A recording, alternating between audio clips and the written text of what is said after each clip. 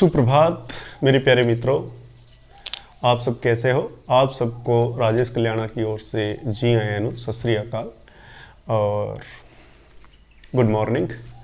तो प्यारे विद्यार्थियों और मेरे साथियों, हम शुरू करने जा रहे हैं अपना टॉपिक नंबर 21, पार्ट नंबर 21।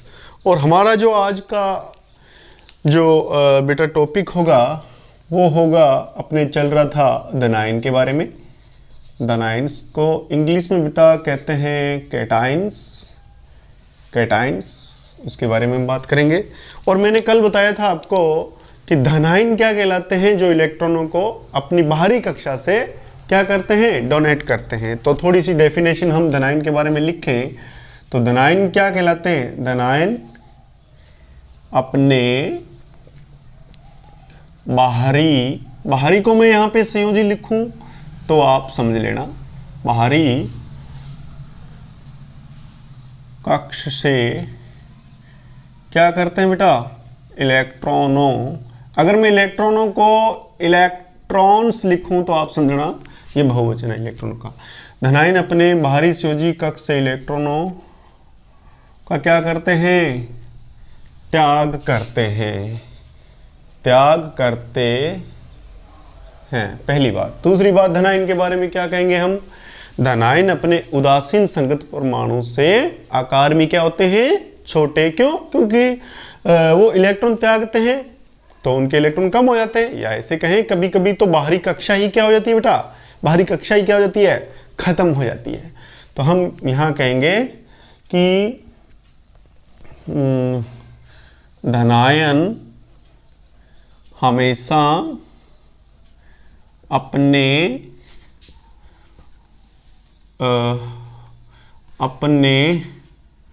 संगत उदासीन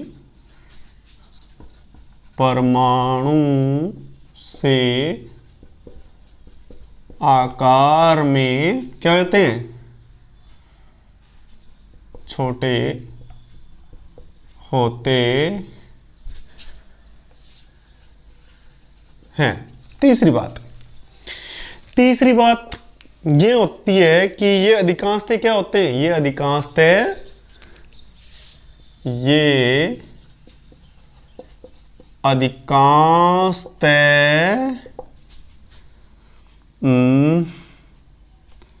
क्या बोलते हैं उसको, धातु तत्व होते हैं।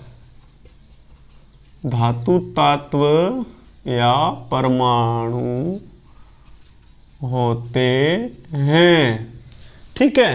दूसरी बात, ये इनकी इलेक्ट्रॉन खींचने की पावर कम होती है। ठीक है, ये भी लिख लो आप चाहे, इनकी इलेक्ट्रॉन नेगेटिविटी, ये लिख लो आप एक बार। ठीक है, इसको इंग्लिश में लिखो तो इंग्लिश में लिख लो, इलेक्ट्रॉन नेगेटिविटी कम होती है। दूसरी बात एक और लिखो बेटा कि ये आवर्त सारणी में बाईं ओर पाए जाते हैं। ये पीरियोडिक टेबल में आवर्त सारणी में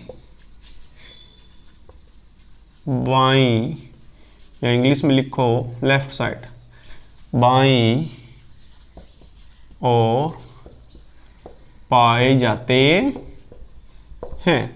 नेक्स्ट बात हम करेंगे इसमें द नाइन के बारे में कि इनकी प्रकृति बेटा अपचायक होती है या क्षारीय होती है। क्षारीय या अपचायक प्रकृति क्या होती है उसके बारे में थोड़ी सी हम बात कर लेते हैं। अपचायक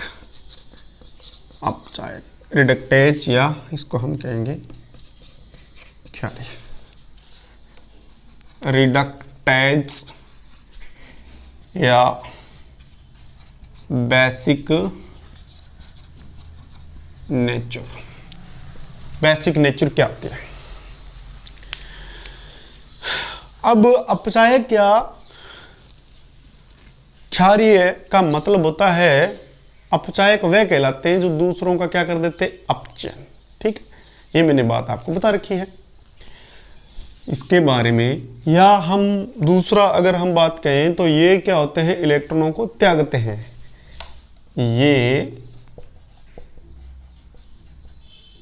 ये मत लिखो, आप लिखो जो इलेक्ट्रॉन्स का त्याग करते हैं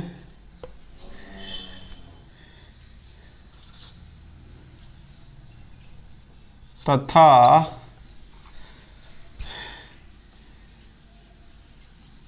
दूसरे तत्वों को इलेक्ट्रॉन्स देकर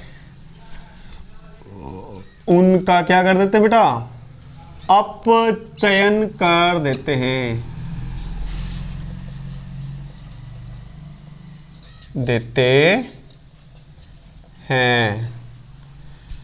ठीक है। तत्व के इसी गुण को अपचायकता या क्षारीयता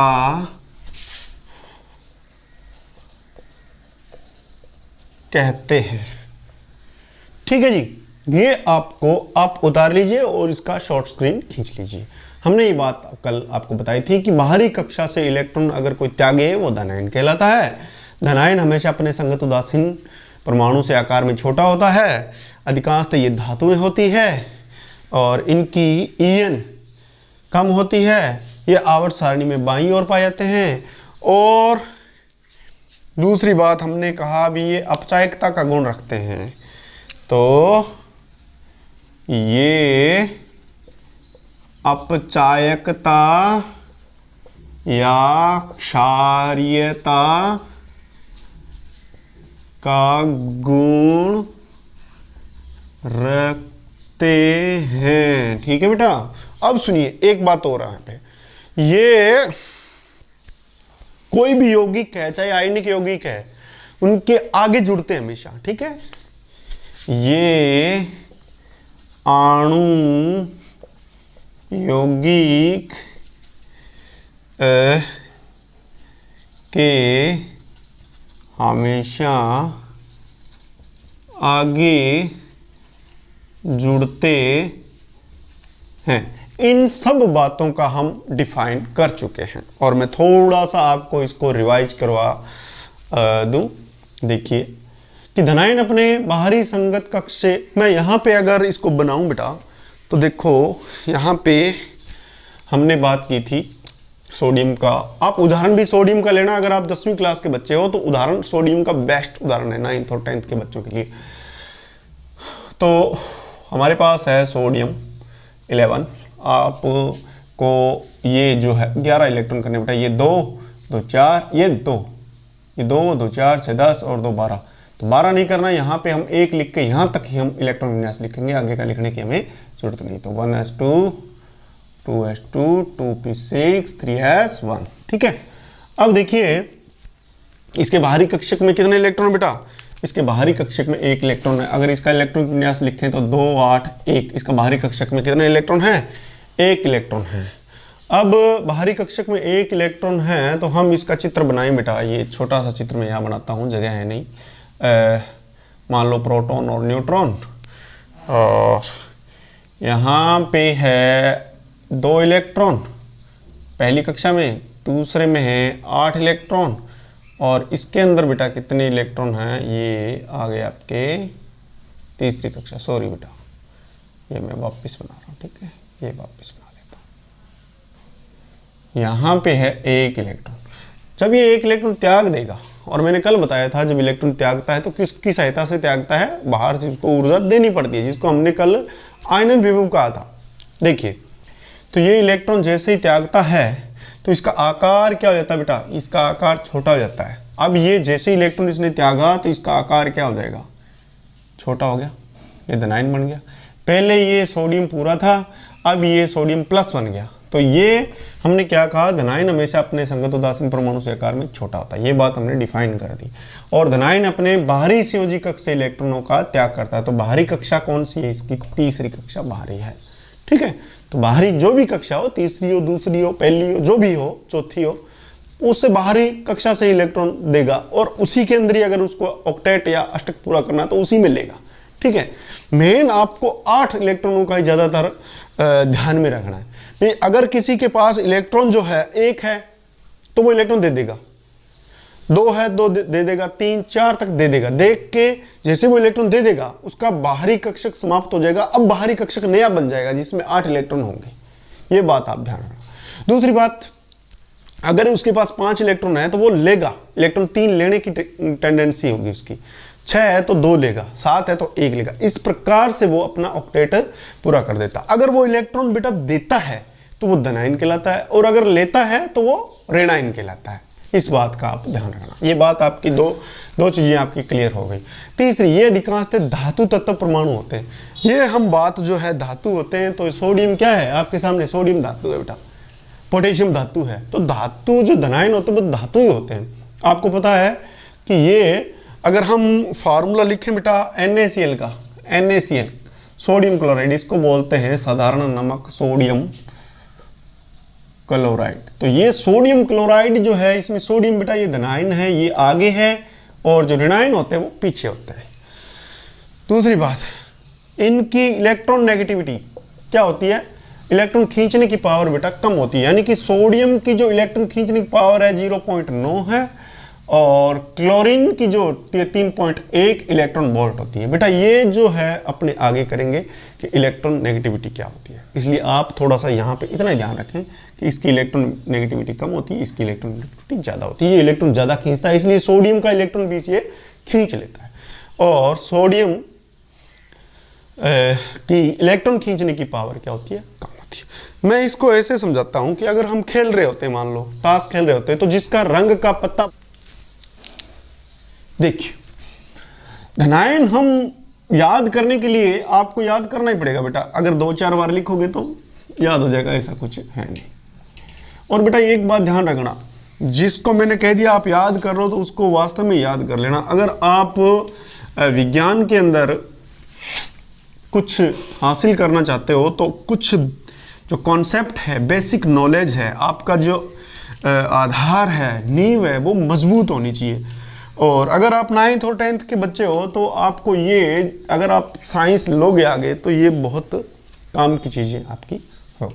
तो देखिए अब हम बात करते हैं धनायनों के प्रकार, कौन कौन से धनायन हैं। ठीक है, तो धनायनों के प्रकार लिख देता हूँ मैं, कितने प्रकार के। हम धनायनों के प्रकार की बात करेंगे, टाइप्स ऑफ कैटायंस। तो पहले ले लेते हैं हम बेटा +1 वाले धनायन, जैसे अपने पास लिथियम है, सोडियम है, पोटेशियम है, अमोनियम है, इन पे +1 होगा। इसको आप ऐसे ही लिखना, ठीक है। ये 4 है बेटा, ये हैं आपके 4। उसके बाद में आपको हाइड्रोजन भी +1 रखता है। ये आपके क्या हो जाएंगे, सारे के सारे +1 वाले होंगे। आपको ये याद करने, और भी है, और भी जो कौन कौन से वो देखो, एक आपको ये करना है Ag+ और कॉपर+। ये सारे कौन से हैं, +1 वाले हैं, ये +1 वाले हैं। इसको हम यहाँ कर लेते हैं। अब इनके नाम अगर देखना चाहते हो आप तो नाम भी देख लो आप। इसको अमोनियम कहते हैं, जो महत्वपूर्ण है उन्हीं को मैं लिख रहा हूँ, अमोनियम कहते हैं। ठीक है, ये कॉपर्स है, ये अर्जेंटम है, ये तो आपको पता चल जाएगा। अब हम बात करें +2 वाले कौन कौन से हैं, +2 वाले कौन कौन से हैं उसके बारे में। +2 वाले में एक तो है आपके बेरिलियम, मैग्नीशियम, ये जो मुख्य है वही बता रहा हूँ, जो आते हैं बार बार उन्हीं को आपको याद करना है, बाकियों को आपको याद करने की जरूरत नहीं है। ठीक है,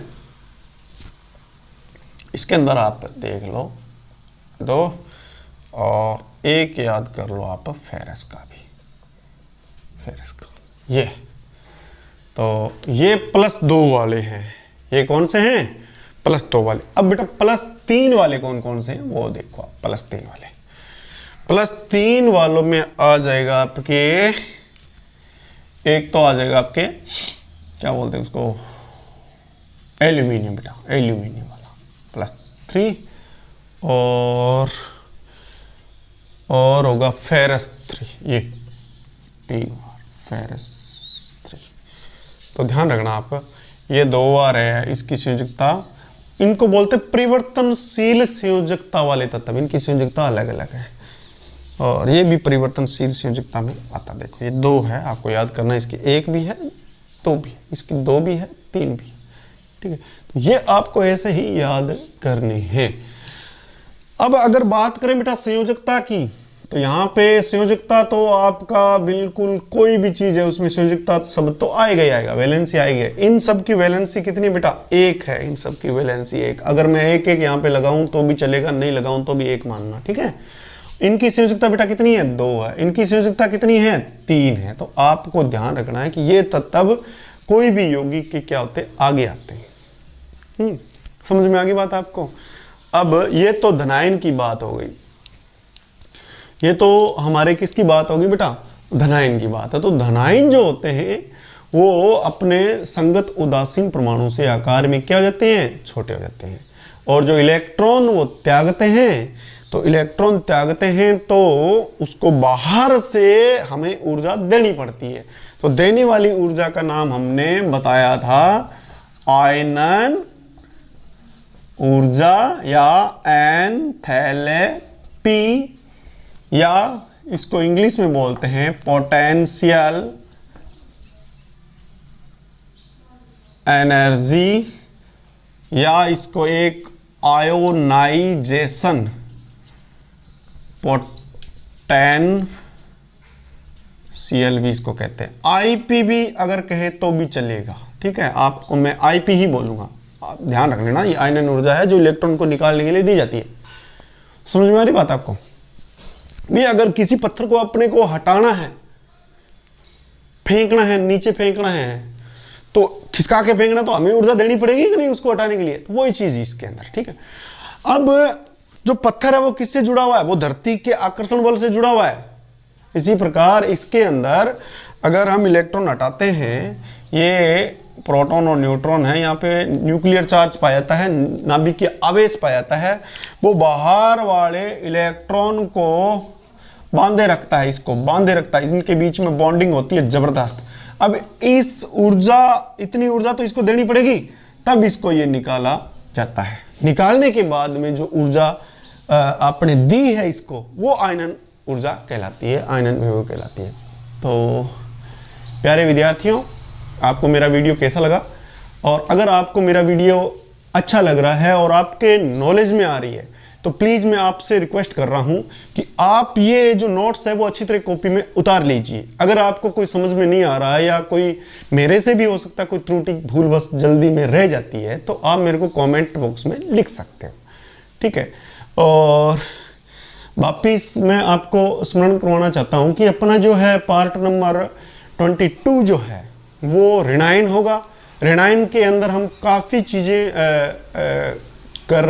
करेंगे। सिर्फ ऋणायन के बारे में बात नहीं करेंगे, हम करेंगे उसके साथ साथ इलेक्ट्रॉन लब्धि ऊर्जा के बारे में, और ऋणायन कितने प्रकार के हैं।